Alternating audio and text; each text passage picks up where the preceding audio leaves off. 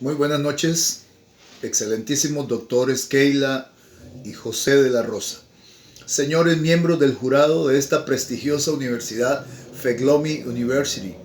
Para mí, el pastor Gabriel Molina, de Costa Rica. Es un privilegio poder presentar y dar sustento a esta tesis, la cual he puesto por título El Dios de Fuego.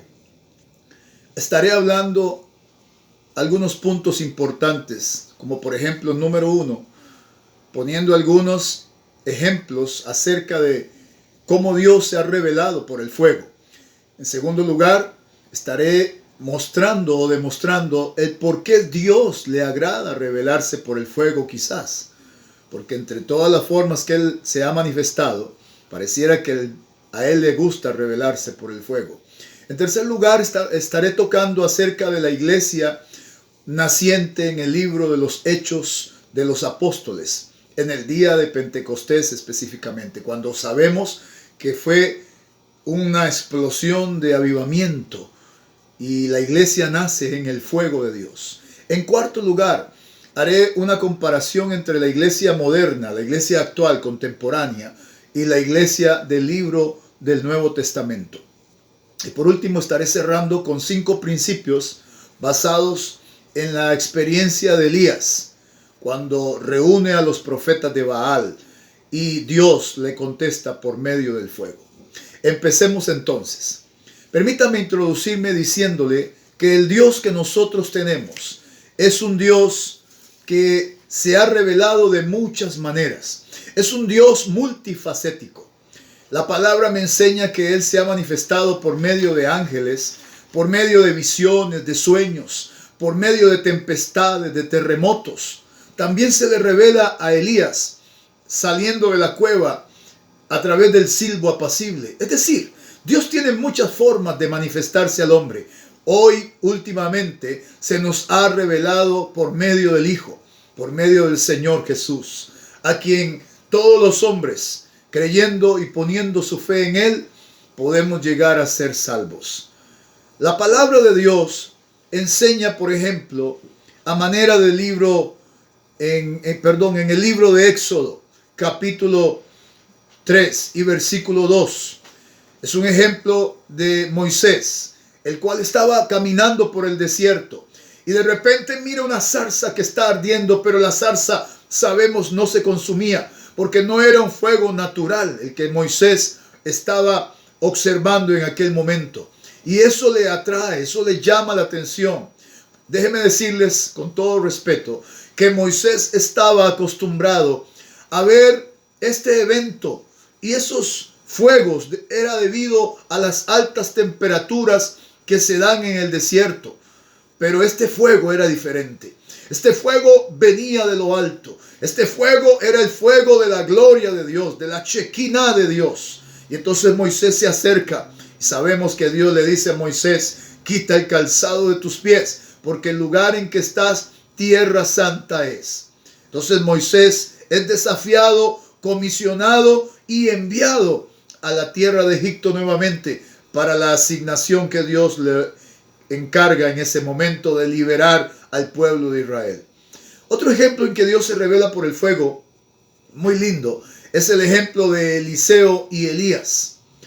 Ellos van caminando y de repente dice la palabra que un carro de fuego con caballos de fuego, estoy hablándole en Segundo de Reyes 2:11, separa a ambos, un carro de fuego con caballos de fuego, y Elías es llevado al cielo en un torbellino. Eliseo se queda observando y le dice: Padre mío, carro de Israel y su gente de a caballo, y nunca más lo vio más. Pero Eliseo hereda ese manto, esa doble unción del Espíritu que había en Elías. Y entonces Eliseo prosigue con el ministerio de él en una manera extraordinaria. Otro ejemplo que nos da la palabra de Dios es también acerca de la columna de fuego en el libro de Éxodo 13:21. Éxodo 13:21 nos dice que había una columna de nube en el día y una columna de nube en la noche, de fuego, que alumbraba a los hijos de Israel. Entonces, muchas veces a raíz de esto yo me pregunté, ¿por qué Dios se revelará por el fuego? Y entonces pensé en 5 cosas. Número 1, Dios se revela por el fuego porque el fuego es un elemento de adoración. El fuego, tanto en lo natural como en lo espiritual. En lo natural, los hombres de Dios desde el principio, desde que Noé salió del arca, presentó una ofrenda en fuego para el Señor. Y eso subía en un humo agradable hasta sus mismas narices. Y Jehová percibía olor fragante. Y en la parte espiritual, cuando el fuego de Dios se está moviendo en la iglesia, aleluya, sentimos adorar, sentimos alabar a Dios, sentimos postrarnos en su presencia, porque el fuego es un elemento de adoración. Los brujos y hechiceros quieren emular, quieren imitar ese fuego, y por eso tienen candelabros y candelas y todas estas cosas alrededor de ellos, porque eso los conecta con su Dios. Pero el Dios verdadero se revela por el fuego. En segundo lugar, a Dios le gusta revelarse por el fuego, porque el fuego fue manifestado en Egipto con poder, juntamente con granizo. La escritura dice en el libro, aleluya, de Éxodo, que fue una de las 10 plagas que cayeron en Egipto. Si mal no recuerdo, la número 4 fue la plaga de granizo y fuego. Esa plaga quemó todo, destruyó todo, todas las siembras, todas las cosechas de Egipto, todo lo que en ellos confiaban. Dios lo aplastó, lo destruyó, lo quemó por medio del fuego, y así manifestó su poder. Ahora bien, en tercer lugar, Dios se revela por el fuego, porque el fuego, según el apóstol San Pablo, pondrá a prueba nuestras obras. Primera de Corintios 3:15, el apóstol enseña que la obra de cada uno de nosotros será probada por el fuego. Todo lo que tú hagas, todo lo que tú has hecho, dentro y fuera del ministerio, tus obras personales serán puestas en evidencia, porque el fuego se manifestará y probará tus obras. Y si permaneciere la obra de cada uno, recibirá recompensa. Pero si no, la obra del tal será perdida. Si bien será salvo, pero no recibirá recompensa. Entonces esto lo enseña el apóstol Pablo. En cuarto lugar, el fuego es un elemento que trae formación a nuestro carácter. El profeta Zacarías, en el capítulo 13 y verso 9, dice que Dios meterá en el fuego a la tercera parte y los probará. ¿Cómo se prueba el oro? ¿Cómo se prueba la plata? Dice que los probará con fuego. Y es que, hermanos y distinguidos profesores de este instituto, de esta universidad prestigiosa, el fuego prueba el carácter de los hombres. Elías fue un hombre de fuego, fue pasado por esa prueba también. Y es que nosotros somos oro. Nosotros somos oro, y el oro se prueba en el crisol a altas temperaturas para poder brillar, para poder tener un quilataje más excelente. Así Dios hace con nosotros, y el fuego es quien nos ayuda a ser probados en nuestro carácter y moldeados en el crisol de Dios. En quinto lugar, pienso que Dios se revela por el fuego, porque el fuego es símbolo del bautismo del Espíritu Santo. El profeta Juan el Bautista dijo: el que viene detrás de mí, Mateo 3:11, el que viene detrás de mí, no soy digno de desatarle la correa de sus calzados. Estaba hablando de nuestro Señor Jesucristo. Y definitivamente, cuando el Espíritu Santo cayó en el día de Pentecostés, dice que lenguas de fuego se les aparecieron sobre cada uno de ellos. Y dice que todos fueron llenos del Espíritu Santo y comenzaron a hablar en otras lenguas. Alabado sea el Señor. Y es que la iglesia nace en el fuego de Dios. La iglesia nace en un despertamiento espiritual, en un avivamiento enorme. Dice la Biblia en el libro de los Hechos que la sombra de Pedro sanaba a los enfermos, que por mano de los apóstoles se hacían grandes prodigios y milagros.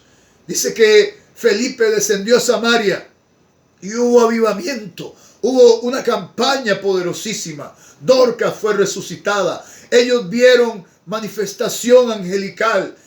Dios los liberaba milagrosamente de la cárcel, los libraba de la muerte.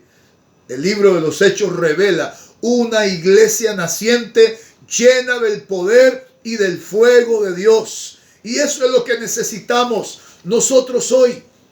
Era la promesa del Señor, era el cumplimiento de lo que Jesús les había dicho. Espérense en Jerusalén hasta que descienda el Espíritu Santo sobre ustedes. Hay una palabra en el griego que es la palabra enduo.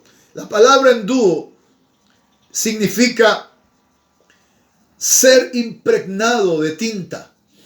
Eso es como cuando íbamos a elegir un presidente, teníamos que manchar nuestro dedito en la tinta y eso confirmaba que ya habíamos hecho o practicado el sufragio. Bueno, el Señor, al darnos su Espíritu Santo, confirmó que Él, número uno, llegó al trono de gloria, y número dos, al descender el Espíritu Santo en nosotros, eso confirmó que hoy estamos impregnados de su poder, de su gloria, de su dunamis. Estamos impregnados para salir a este mundo hasta lo último de la tierra y llevar su palabra a todas las naciones.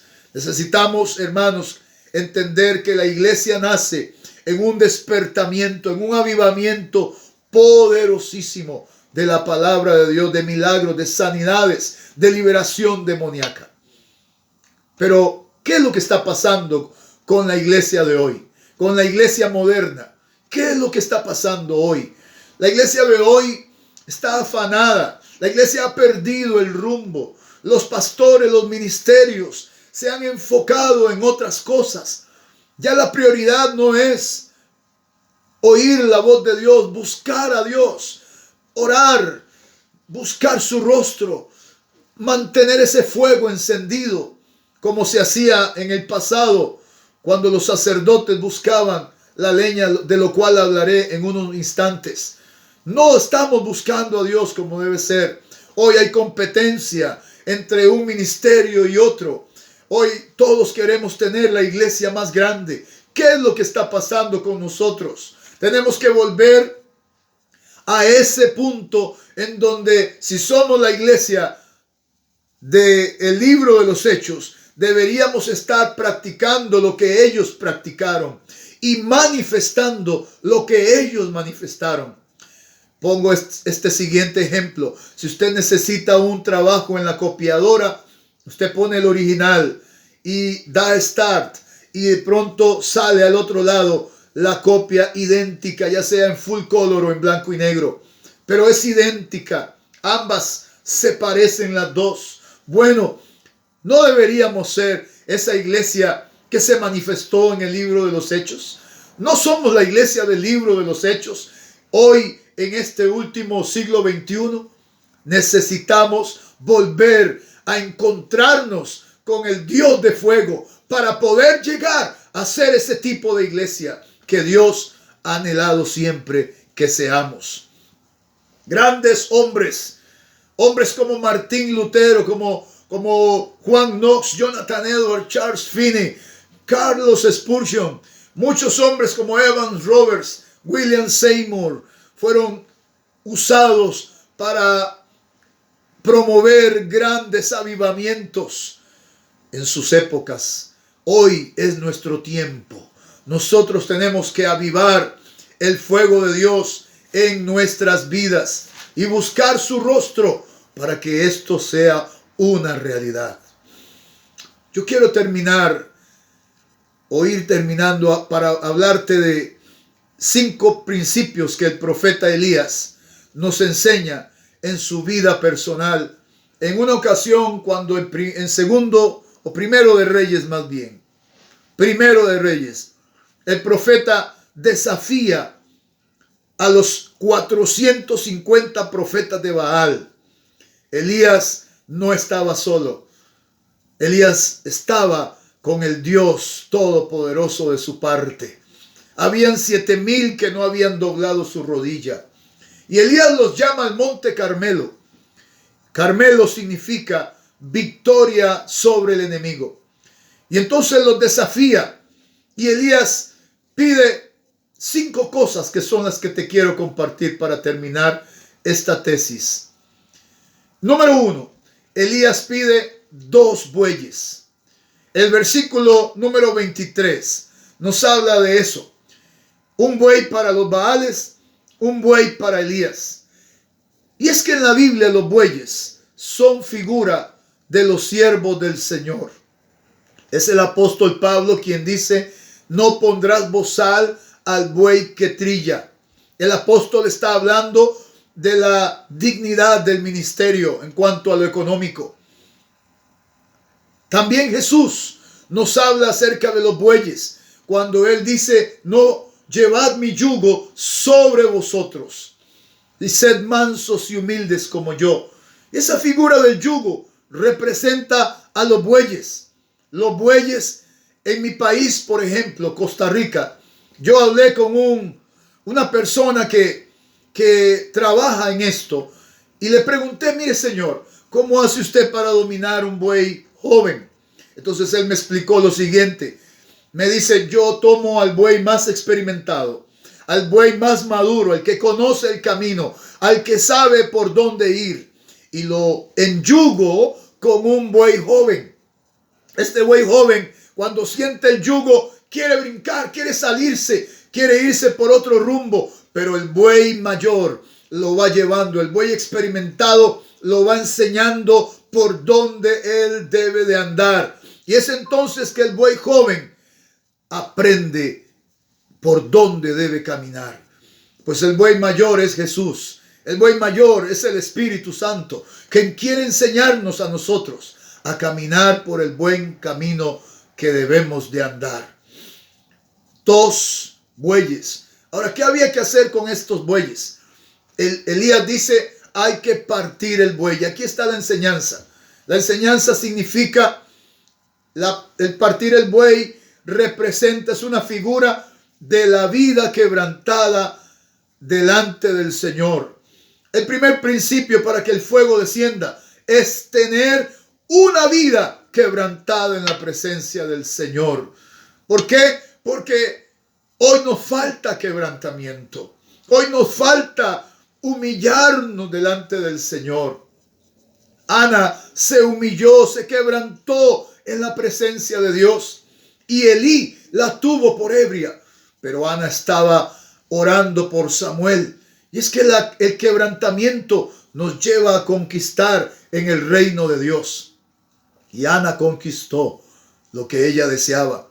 David, con todas sus riquezas, con toda su gloria, él podía ofrecerle a Dios 1,000 ovejas, 1,000 vacas, 1,000 toneles de aceite. Pero David sabía que lo que podía tocar el corazón de Dios no eran esas ofrendas materiales, sino un corazón contrito y humillado, dice la palabra en el Salmo 51:17.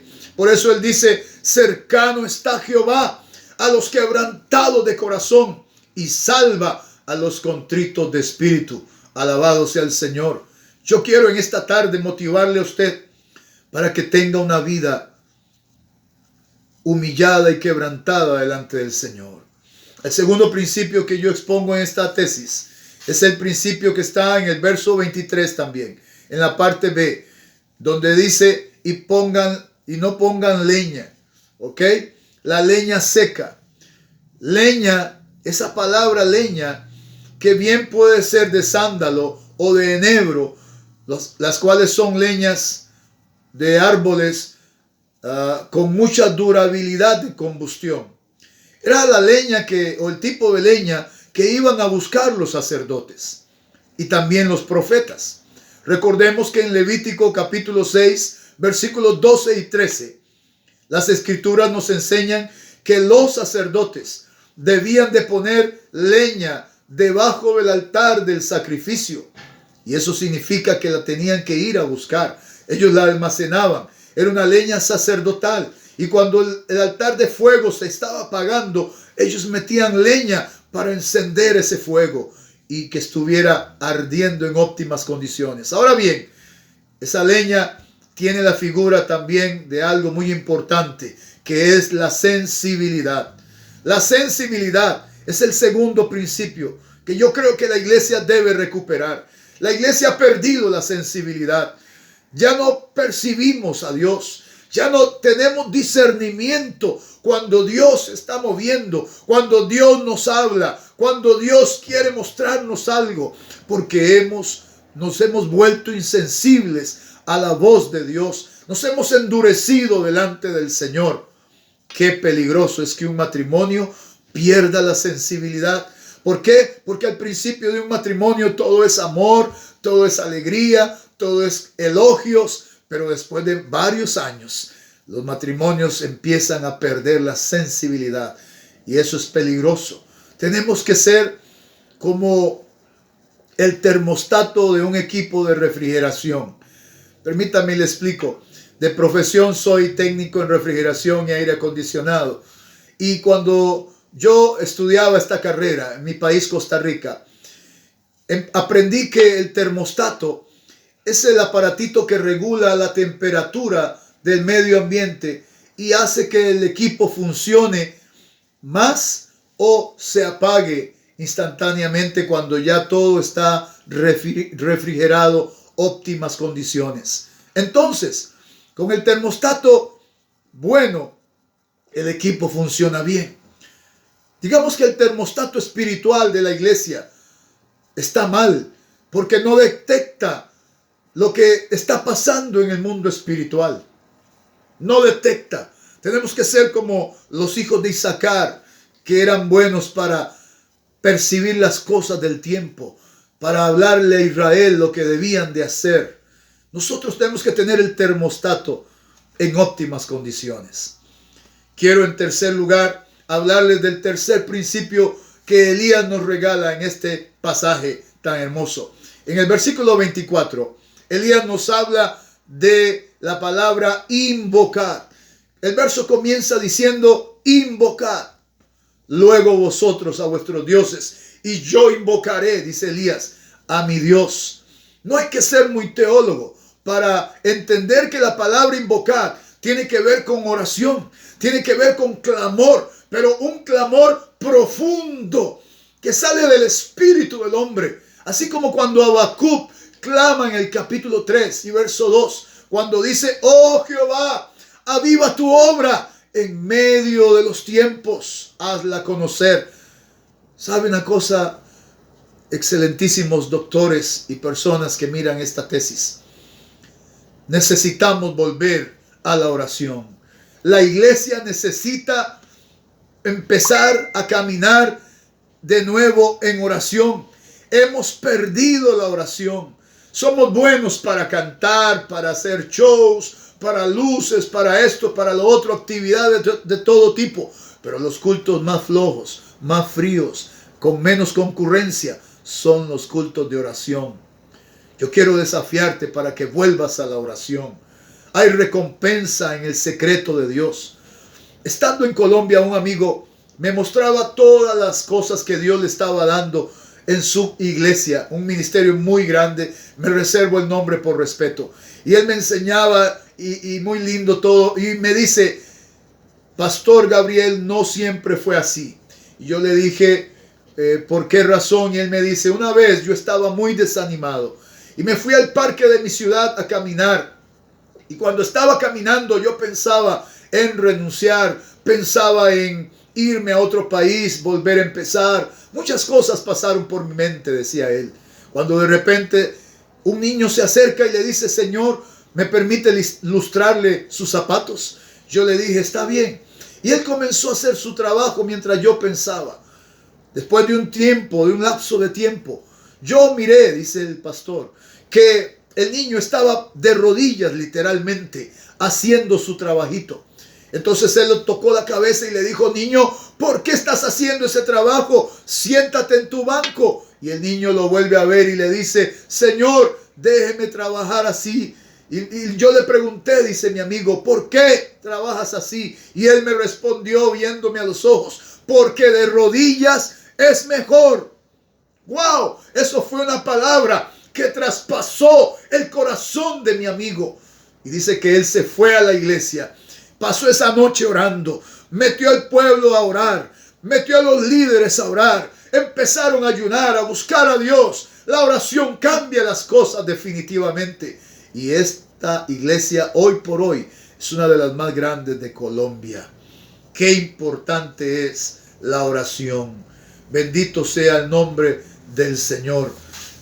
En cuarto lugar, el versículo 30 nos habla de dos principios más para terminar esta tesis. El cuarto principio es el que menciona Elías cuando dice, acercaos a mí.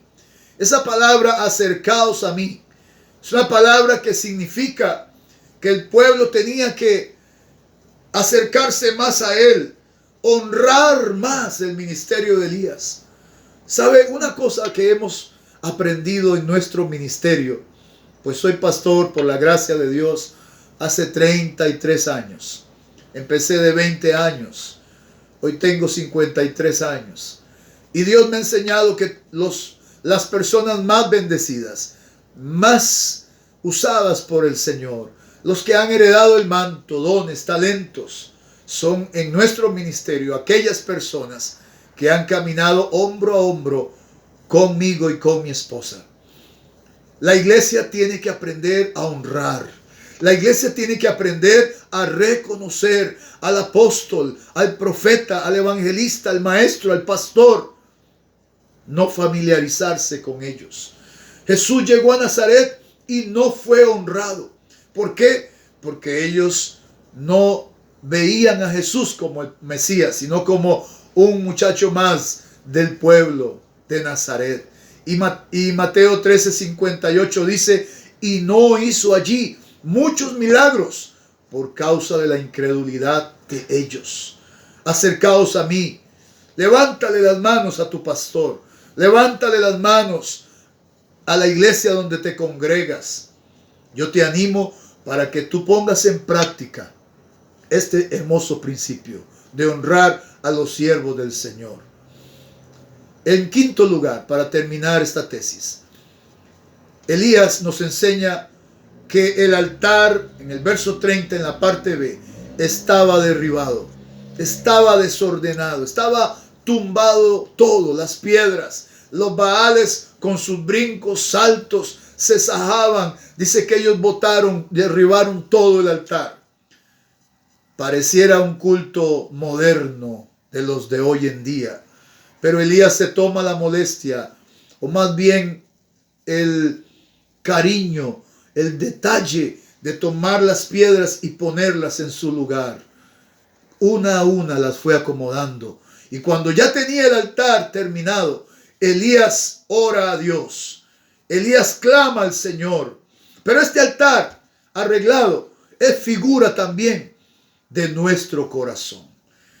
La quinta figura que encuentro, el quinto principio que quiero regalarte, es que sobre toda cosa guardada, guardes tu corazón, porque de él mana la vida, dice Proverbios 4:23.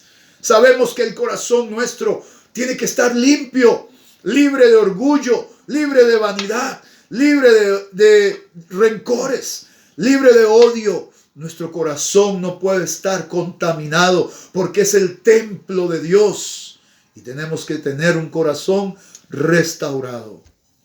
Yo te invito para que tú restaures tu corazón. Cuando Elías hizo estas 5 cosas, dice el versículo 37, que Elías ora al Señor y dice: Señor, respóndeme para que vea este pueblo que tú eres Dios. Y dice la palabra que cayó fuego de Jehová y consumió las piedras, la leña, el holocausto, el agua, todo, porque el fuego de Dios se manifestó y el Dios de fuego fue revelado una vez más por medio del profeta Elías. Este mundo necesita volverse volver a ser impactado por el Dios de fuego. Para cerrar esta tesis quiero hablar acerca de, en mi conclusión, de la lluvia temprana y la lluvia tardía. La lluvia temprana es una época entre octubre y noviembre, en la época de otoño, en el lado de oriente, en Israel. Y esa lluvia caía para que los sembradores tomaran la semilla y sembraran la tierra. Y esa lluvia ayudaba para que esa semilla fuera germinando. Pero también estaba la lluvia tardía. La lluvia tardía cae entre febrero y marzo aproximadamente. Es en la época de primavera. Y entonces ya las matitas están crecidas, ya algunas están con buen fruto. Y entonces la lluvia tardía cae para fortalecer, para madurar la cosecha, para que esa cosecha y esos frutos sean hermosos y grandes. La lluvia tardía es importante. La lluvia temprana fue muy importante. Representa el tiempo de los apóstoles, de la iglesia primera. Pero hoy estamos en la lluvia tardía. Y esa lluvia tardía está cayendo sobre la iglesia. Yo creo firmemente que el Señor va a levantar un gran avivamiento poderoso. Vamos a impactar el mundo. Ya no va a haber estrellas en el reino de Dios. Ya no va a haber denominaciones que sobresalgan una sobre otra. No, la iglesia toda será usada. Seremos bendecidos por el Señor. El Dios de fuego se revelará a nosotros. Y todos seremos usados por Dios para su gloria. No habrá franquicias espirituales que se autoproclamen los que tienen el fuego, ¿no? Sino que toda la iglesia será llena del fuego de Dios. En esta noche, o tarde o mañana, le quiero agradecer a este precioso grupo de doctores de la Universidad Feglomi University por darme el privilegio de presentar esta tesis. Que el Señor les bendiga y les guarde hoy, mañana y siempre. Muchas gracias.